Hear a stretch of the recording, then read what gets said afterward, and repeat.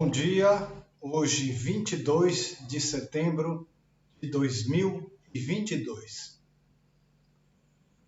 Era Jesus um homem comum? Certamente não, decididamente não. Eu, como cristão convicto, não acredito no que acreditam os espíritas. Jesus era um irmão melhorado, entendeu? Que caminhou na frente. Eu não acredito nisso, tá? Eu acho que o que as pessoas conhecem sobre o cristianismo é muito restrito ao que eles aprenderam assim com 7 anos de idade ao fazer a primeira comunhão. Então, eu apresento aqui argumentos e que muitos não concordam, mas precisam apresentar argumentos consistentes. Então, eu não creio que seja um irmão que caminhou na frente, não creio que seja governador deste planeta, não creio que seja filho de hierarquias cósmicas, né? E nem nada disso. Jesus é a consciência divina manifestada. Quando a divindade se manifesta, então nós chamamos não de manifestação, mas de revelação. Então é a consciência revelada, a própria consciência divina revelada. Ora, o que é que se diz sobre nós nas teorias de iluminação do mundo inteiro? Dizem que nós somos perfeitos, divinos, iluminados, que nós esquecemos a nossa condição divina, mas que nós somos iluminados, nós somos perfeitos, completos. Muito bem, somos. Mas acontece, e também dizem que somos sem pecados, porque na verdade somos perfeitos. Sim, agora veja bem, somos iluminados, mas esquecemos disso. Então, para quem vive num mundo de ilusão, a ilusão é muito real. Então, realmente não temos defeitos. Nós temos o pecado original, que é o senso de separação de Deus. O filho pródigo indo conhecer o mundo. O senso de separação de Deus é o pecado original. Todos os outros são decorrências de nosso estado de ignorância. Nós somos arrastados, né, pelo mundo. E assim aparecem os ditos pecados. Nós sonhamos e se despertamos, como poderíamos ser punidos pelo que sonhamos? Tá? Então, eu não acredito nisso. Jesus é realmente a consciência divina revelada. Agora, vamos ver. Sobre Jesus se diz que no mundo humano ele foi acumulando conhecimento e foi aprendendo conhecimento humano, o que me causa muito espanto, né? Então se diz que ele andou com os essênios, ele andou na Índia, e mais uma vez eu não acredito nisso. Ele é o próprio conhecimento. A consciência divina é o conhecimento divino e não o conhecimento humano. Por causa disso, nós vamos ver também o que é que se diz da infância de Jesus nos evangelhos. O menino crescia e se fortalecia em espírito, cheio de sabedoria, e a graça de Deus estava sobre ele. Ora, acontece que quando essa frase foi escrita, esse episódio se referia à idade de 40 dias. O menino crescia e se fortalecia em espírito, cheio de sabedoria, a graça de Deus estava sobre ele. Cheio de sabedoria, pleno, completo, não incompleto e por trilhar um caminho de aprendizado. Tá? 40 dias de idade. Esse é o episódio. Agora nós vamos ver um outro episódio do mesmo Evangelho de Lucas. Neste episódio,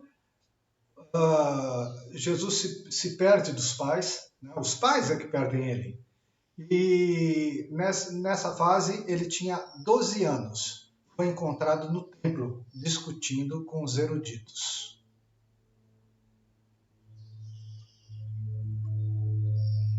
E aconteceu que, passados 3 dias, o acharam no templo, assentado no meio dos doutores, ouvindo-os e interrogando-os. E todos os que o ouviam admiravam a sua inteligência e respostas. E quando o viram, maravilharam-se. E disse-lhe sua mãe: Filho, por que fizeste assim para conosco? Eis que teu pai e eu, ansiosos, te procurávamos. Ele lhes disse: Por que é que me procuráveis? Não sabeis que me convém tratar dos negócios de meu pai? E eles não compreenderam as palavras que lhes dizia. E desceu com eles e foi para Nazaré, e era-lhes sujeito. Ele desceu para Nazaré acompanhando, porque ele devia obediência a pai e mãe. Está nos 10 mandamentos. Né? Agora, quando ele disse que tratava dos negócios do pai, ele tem absoluta consciência de quem ele é, do que ele é e da missão que ele tem a fazer, se é que podemos chamar de missão. Quando não compreenderam, é preciso ver quem não compreendeu. José e Maria, que não eram de forma alguma pessoas comuns. E eles não compreenderam. Por quê? Porque o que estava sendo dito estava muito além da sua compreensão. Então, aqui, 12 anos, mais uma amostra de uma consciência absoluta, e não algo que foi acrescentado com conhecimento humano, entre os essênios, na Índia e etc. Não, ele é o conhecimento. Ele é o conhecimento pleno.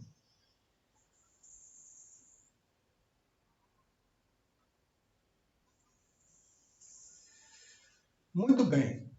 Ainda sobre Jesus, também costuma-se dizer que Jesus teve momentos humanos, momentos de fraqueza. Eu não acredito nisso. Eu tenho que dizer que não acredito, porque sobre os mistérios do Cristo, nenhum de nós pode realmente penetrar. Nós só podemos especular. Mas eu não acredito nisso.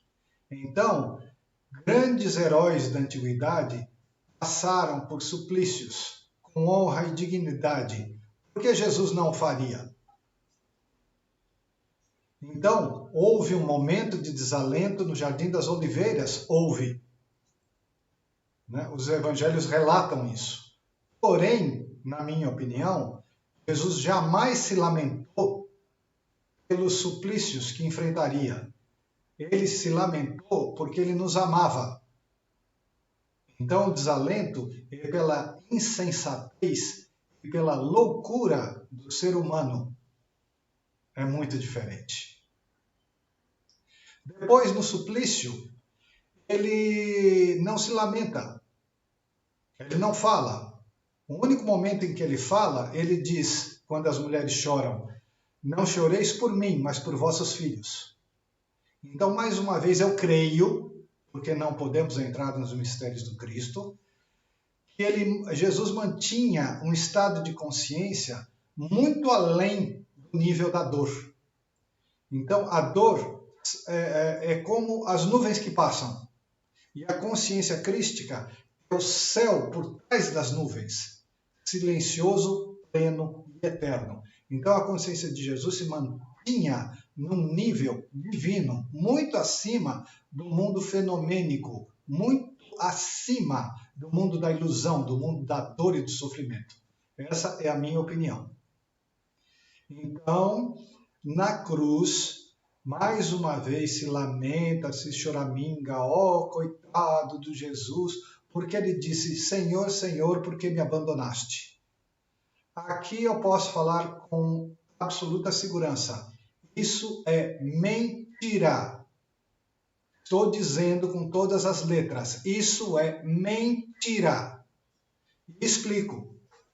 Aqui em casa eu tenho a Bíblia da Barça, da Enciclopédia Britânica.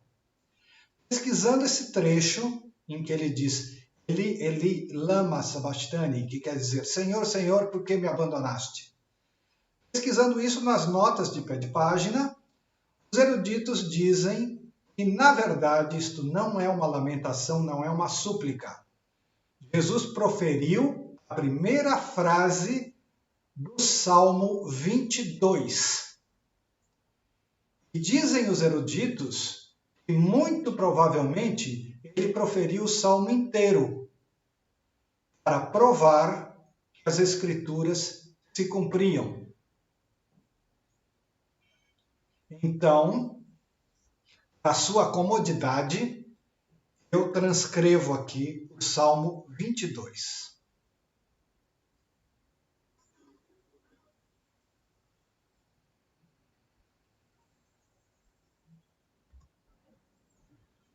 Deus meu, por que me desamparaste? Todos os que me veem zombam de mim, estendem os lábios e meneiam a cabeça, dizendo: confiou no Senhor, e o livre-o, pois nele tem prazer. Abriram contra mim suas bocas, como um leão que despedaça e que ruge. Como água me derramei, e todos os meus ossos se desconjuntaram. O meu coração é como cera, derreteu-se no meio das minhas entranhas. A minha força se secou como um caco, e a língua se me pega ao paladar, e me puseste no pó da morte. Pois me rodearam cães, e o ajuntamento de malfeitores me cercou. Transpassaram-me as mãos e os pés. Poderia contar todos os meus ossos. Eles vêm e me contemplam. Repartem entre si as minhas vestes e lançam sortes sobre a minha roupa.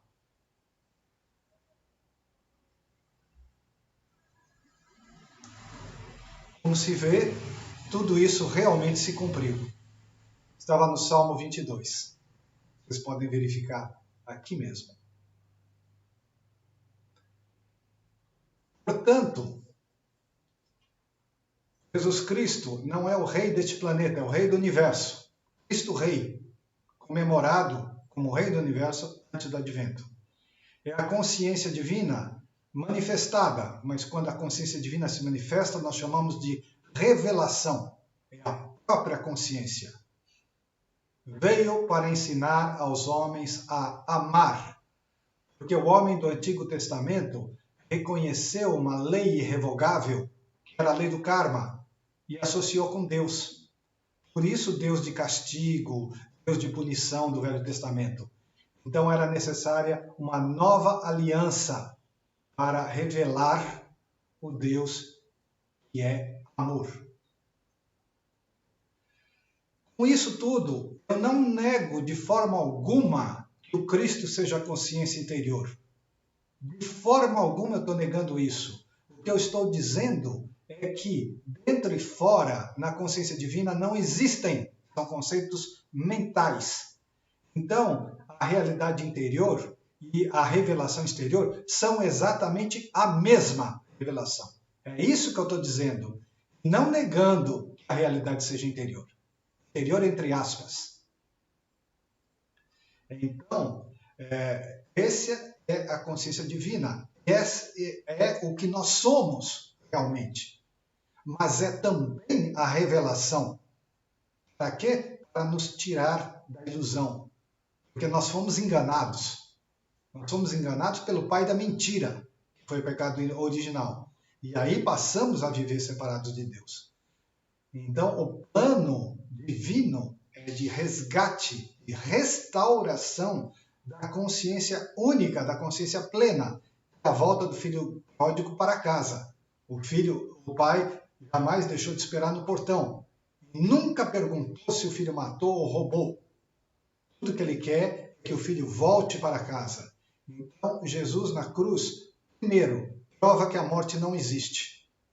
Ela pertence ao mundo de ilusão. Para quem está na ilusão é real, mas ele prova que é ilusão. Deus é um único poder, não pode haver morte. Senão Deus não seria o único poder e não seria infinito.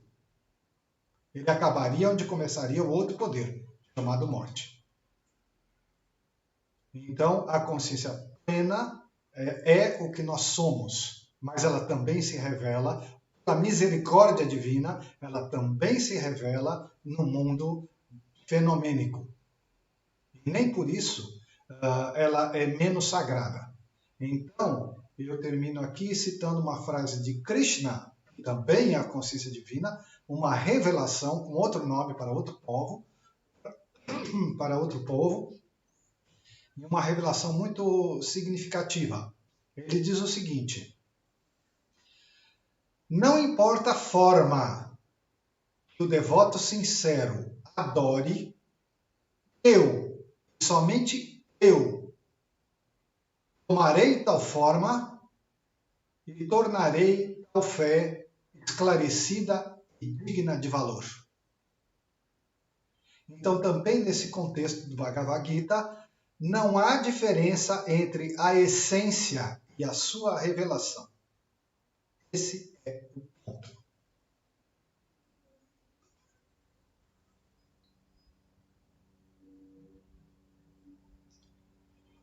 Eu sou o caminho, a verdade e a vida.